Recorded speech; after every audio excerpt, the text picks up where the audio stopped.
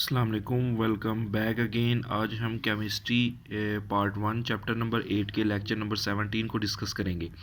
तो टॉपिक है हमारा आयनिक प्रोडक्ट ऑफ वाटर। अब वैसे ये टॉपिक लॉन्ग क्वेश्चन होता है, लेकिन चूंकि इस चैप्टर में ज़्यादातर न्यूमेरिकल आता है तो इसमें जो हिडन शॉर्ट क्वेश्चंस होंगे इंशाल्लाह साथ हम वो भी सारे डिस्कस करेंगे। लेकिन हम इतना इसको डिस्कस करेंगे कि अगर लॉन्ग क्वेश्चन आ जाए तो हम उसको कैसे अटैम्प्ट करेंगे। तो आपने एज इट लिखने की कोशिश करनी है, इंशाल्लाह आपको पूरे मार्क्स मिलेंगे। देखो बेटा, ionic product of water. Ionic product of water का मतलब क्या होता है? आयनिक आयंस से निकला है। वो कहता है कि जब पानी आयंस में टूटता है तो उसके आयंस की जो प्रोडक्ट होती है उस चीज़ को हम कैसे मालूम करते हैं। वो सारी जो सारी बातें हैं उसको हम डिस्कस करेंगे आज। देखो, सबसे पहले बेटा वो कहता है pure water is a very weak electrolyte and it has very small extent of ionization. अब इसका मतलब क्या है? इसका मतलब ये है, वो कहता है कि जो पानी होता है ना, जो प्योर वाटर, याद रख ले बेटा, यहाँ पे जो जिक्र हो रहा है ना वो प्योर वाटर का हो रहा है। अब वो कहता है कि ये एक वीक इलेक्ट्रोलाइट होता है। वीक इलेक्ट्रोलाइट का मतलब एक ऐसी चीज़ होती है कि जिसमें से करंट बहुत कम गुजरता है। अब आप लोग सोच रहे होंगे कि सर अगर हमारे हाथ गीले होते हैं तो हमें तो करंट बहुत जल्दी लगता है। एक्चुअली जो वाटर हमारे पास होता है ना, ये प्योर नहीं होता। इसमें कुछ हम कह सकते हैं कि मिनरल्स ऐड होते हैं। मतलब आप जो पीने वाला पानी इस्तेमाल करते हैं नेस्ले वगैरह का, आप उसकी बोतल पे देखेंगे ना, ऊपर लिखा होता है ग्रेडियंट्स कि इतने परसेंट कैल्शियम है, इतने परसेंट आयरन वगैरह, ये सारी चीज़ें। एक्चुअली आपको पता है कि उसके अंदर वो मिनरल्स की वजह से वो जो वाटर होता है वो इम्प्योरिटीज़ की वजह से उसमें से करंट गुजरता है। अगर प्योर वाटर हो तो वो कहता है कि वो बहुत ही कम उसमें से करंट गुजरेगा, तो वो एक वीक इलेक्ट्रोलाइट होता है। क्यों वीक इलेक्ट्रोलाइट होता है? क्योंकि वो कहता है कि ये बहुत कम आयोनाइज होता है। अब क्यों कम आयोनाइज होता है? अब यहाँ से मैं आपको याद दिलाता चलूँ, आपने ना 10th क्लास में ये टॉपिक पढ़ा है, वहाँ एक बॉक्स के अंदर शॉर्ट क्वेश्चन था। शॉर्ट क्वेश्चन ये था कि pure water is a weak electrolyte, justify the answer. कि उसके बारे में बताएं कि वाकया ही वो प्योर वाटर जो होता है वो कम आयोनाइज होता है, तो साबित करें। वो आज हम इस लेक्चर के अंदर इंशाल्लाह देखेंगे। तो पहले सारा वन बाय वन देखते हैं। देखो बेटा, वो कहता है कि ये पानी है, H2O है, वो आयोनाइज होकर एक H पॉजिटिव आयंस देता है और एक OH नेगेटिव आयंस देता है। या ये भी बेटा आयोनाइजेशन ऊपर और नीचे वाले रिएक्शन में कोई फ़र्क नहीं है। वहाँ पे एक मालिक्यूल को लिखा है, वो दो मालिक्यूल्स को जब आयोनाइज होता है तो एक H2O से H निकल के दूसरे में जाता है बेटा, तो वो बन जाएगा H2O से H3O पॉजिटिव और दूसरा क्या रह जाएगा बेटा? OH negative. तो हमने डेरिवेशन बेटा ये ऊपर वाले रिएक्शन के लिहाज से करना है। देखो बेटा, ये जो क्वेश्चन है इसका केसी निकालेंगे। तो केसी बेटा हमें पता है कि कंसंट्रेशन ऑफ प्रोडक्ट और कंसंट्रेशन ऑफ रिएक्टेंट होती है। तो प्रोडक्ट है H पॉजिटिव और OH, हमने वो लिख लिया, और रिएक्टेंट हमारे पास क्या है? H2O। अब एक चीज़ आपको याद रखनी पड़ेगी बेटा, वो कहता है कि एट जो हमारे पास होता है ना 25 सेंटीग्रेड और 1 ATM, मतलब स्टैंडर्ड टेम्परेचर प्रेशर जब हम लेते हैं, वो कहता है तब आपके पास जो पानी के एक मोल की जो केसी आती है उसकी वैल्यू इतनी होती है 1.8 10⁻⁻16 मोल पर डेसीमीटर क्यूब। और ये आपको बेटा याद रखनी है, ये बुक वाला नहीं देगा, ये अंडरस्टूड है। मतलब एक ऐसी चीज़ है जो कभी भी चेंज नहीं होगी। तो ये एंट्री टेस्ट के लिहाज से आपको देखना है कि ये वैल्यूज़ एक मोल कंसंट्रेशन पानी की कितनी होती है बेटा? वो कहता है एक मोल यहाँ पे हम लोग लेते हैं। ठीक हो गया कि एक मोल जब पानी का लेते हैं, 1 ATM एटमॉस्फेरिक प्रेशर रखते हैं और टेम्परेचर 25 रखते हैं, तो उसकी जो केसी की वैल्यू आती है वो कितनी आती है? 1.8 10⁻⁻16 मोल पर डेसीमीटर क्यूब। आगे बेटा देखो, ये H2O क्या है? नीचे डिवाइड कर रहा है, दूसरी साइड पे KC के साथ जाके क्या करेगा? मल्टीप्लाई करेगा। और H पॉजिटिव और OH मैंने वैसे के वैसे लिख लिए, इसका नाम मैंने यहाँ पे इक्वेशन दे दिया।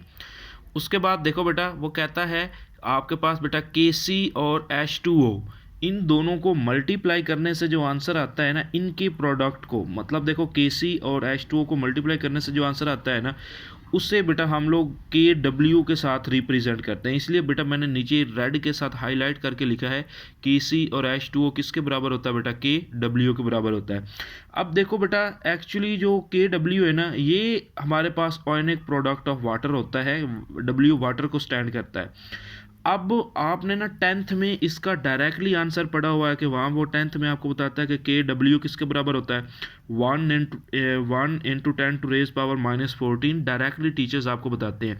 आज हम सीखेंगे कि ये एक्चुअली आंसर आता कहाँ से है।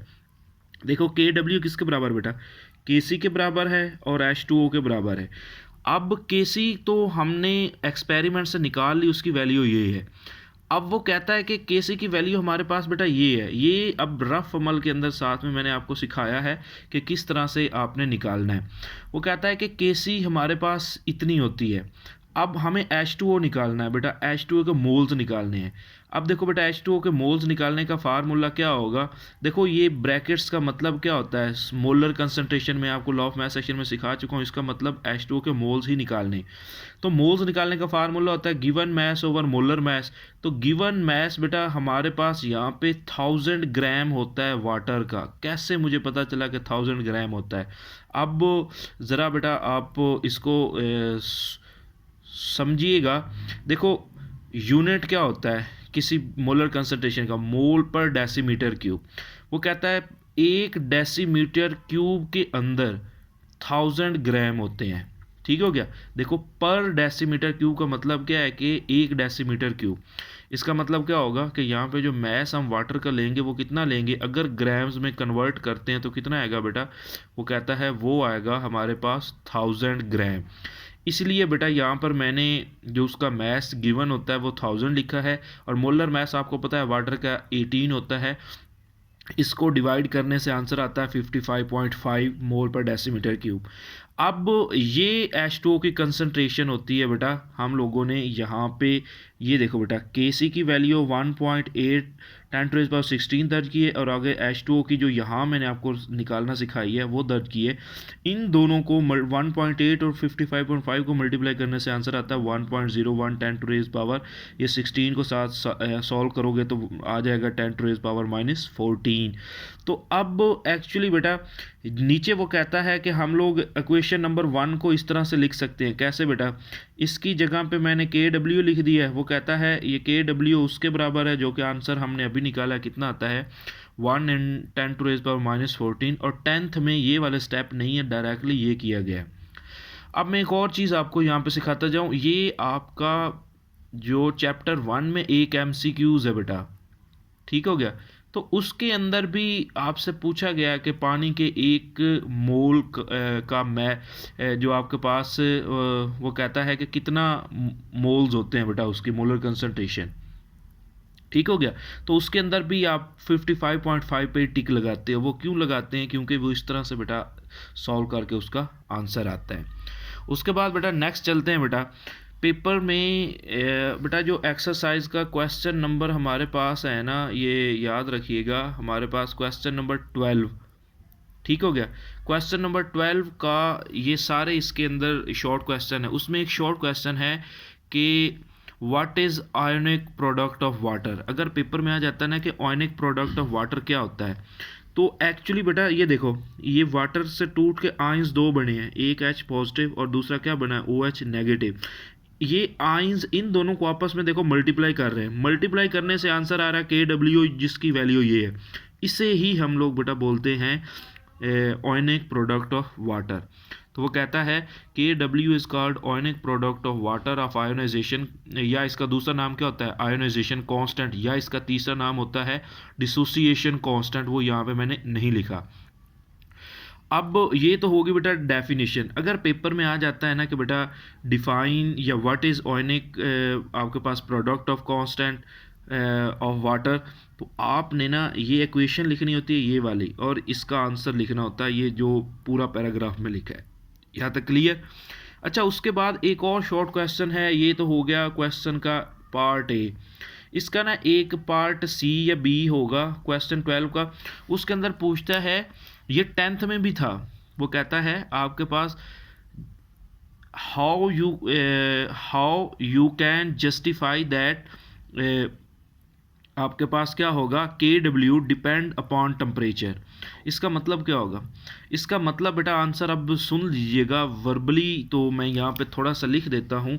इसके आंसर में आपने ये एक्सरसाइज का क्वेश्चन है इसलिए समझा रहा हूँ। वो कहता है KW जो होता है ना, ये डायरेक्टली प्रोपोर्शनल होता है एब्सोल्यूट टेम्परेचर के। इसके आंसर में आपने ऐसे लिखना है। इसका मतलब क्या है, इसका मतलब ये है कि जो हमारे पास बेटा जो आयनिक प्रोडक्ट ऑफ वाटर है ना, ये डायरेक्टली प्रोपोर्शनल है टेम्परेचर के। जितना टेम्परेचर बढ़ाते जाएंगे, जो आपके पास आयनिक प्रोडक्ट की वैल्यू मतलब KW की वैल्यू वो क्या है बेटा, बढ़ती जाएगी। अब यहाँ पर नेक्स्ट मैंने यही लिखा है बेटा, वो कहता है KW depends only on temperature when the temperature is increased. वो कहता है जब टेम्परेचर बढ़ाया जाता है 0 centigrade to 100 centigrade, the KW value is increase by 75 times.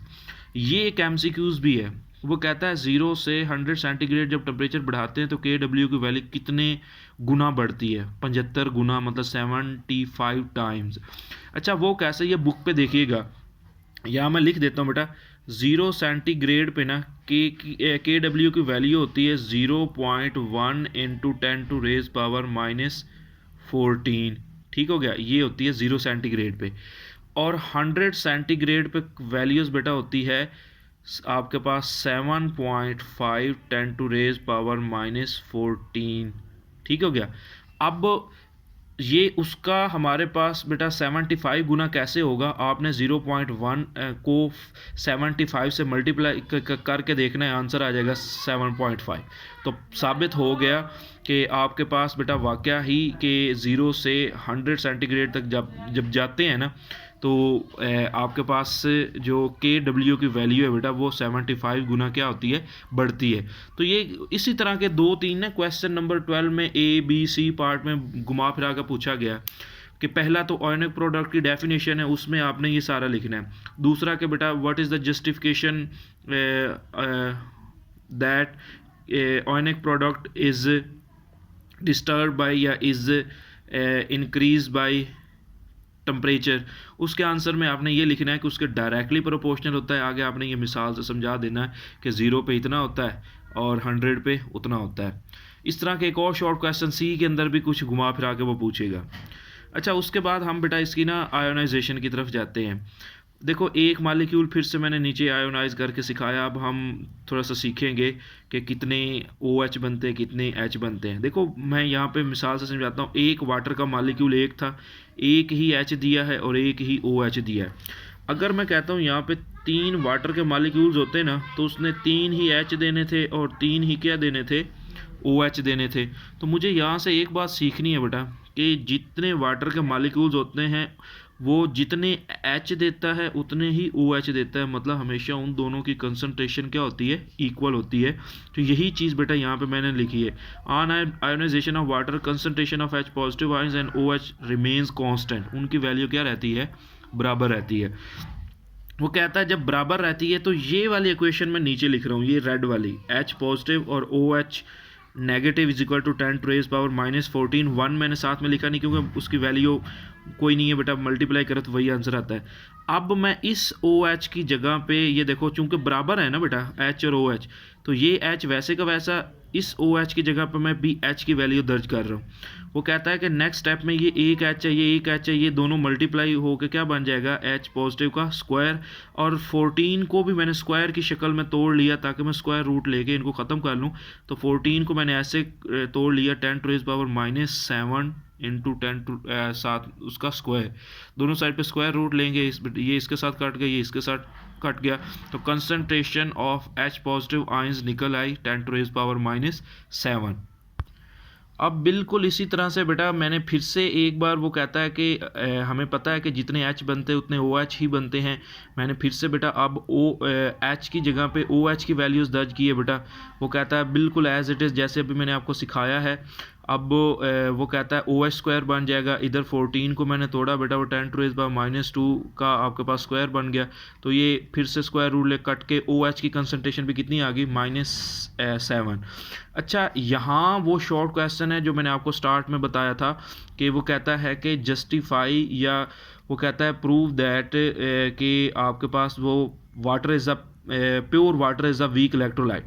देखो इसका मतलब पता है क्या, 10⁻⁻7 का मतलब है 0.0000007, सॉरी 1। वो कहता है इसका मतलब ये है कि एक से हमारे पास बेटा 6 जीरो पहले, ठीक हो गया, ये इतनी एक छोटी वैल्यू। देखो ये एक ऐसी वैल्यू जो हम काउंट भी नहीं कर सकते, मतलब तो माइनस में पावर है तो इसका मतलब वैल्यू बहुत छोटी है। तो वही वो कहता है कि इसका मतलब क्या है बेटा, इसका मतलब ये है कि 55 moles of pure water in 1 decimetre cube only give 10⁻⁻7 ions, मतलब इतने छोटे आइंस बेटा H पॉजिटिव और OH के इतनी थोड़ी मिकदार के अंदर देते हैं। तो हम लोग देखो 55.5 में से इतने मोल्स निकलें तो हम क्या कहेंगे कि वाटर आयोनाइज ही नहीं हुआ। जब आयोनाइज नहीं हुआ तो हम क्या कहेंगे कि हमारा वाटर क्या है बेटा, एक वीक इलेक्ट्रोलाइट है। क्लियर। उसके बाद बेटा वो कहता है कि अगर शॉर्ट क्वेश्चन में ये आता है कि prove that water is a weak electrolyte, तो फिर आपको ये वाले लाइंस लिखने के बाद बेटा ये वैल्यूज़ लिखनी है कि आपके पास इक्वेशन लिख के कि OH की इतनी आती है और H की इतनी कंसंट्रेशन आती है। उसके बाद बेटा वो कहता है प्योर वाटर न्यूट्रल होता है बेटा, हर टेम्परेचर पे न्यूट्रल होता है, मतलब 0 सेंटीग्रेड पे, 100 पे, 40 पे, हर पे हमारे पास क्या होता है, न्यूट्रल होता है। नीचे कुछ इंपॉर्टेंट बेटा केसेस हैं। वो कहता है कि अगर प्योर वाटर में हम थोड़ा सा एसिड डालते हैं तो फिर क्या होता है। वो कहता है देखो बेटा सबसे पहले ना प्योर वाटर के अंदर याद रख लो बेटा हमेशा H और OH की कंसंट्रेशन बराबर आती है, हमने अभी सीखा है।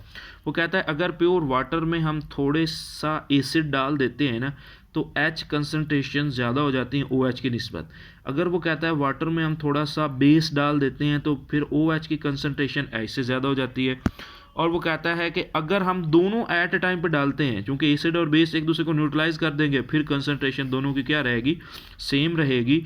तो वो कहता है तो आपके पास ये था बेटा लॉन्ग क्वेश्चन, और इसमें से जो शॉर्ट क्वेश्चन थे वो मैंने आपको बता दिए। एक्सरसाइज का क्वेश्चन नंबर 12 आप लोगों ने लाजमी स्टडी करना है, उसके सारे आंसर्स मैंने यहाँ पे राइट किए हैं। अगर किसी को ना समझ आए तो कमेंट बॉक्स से पूछ सकते हैं।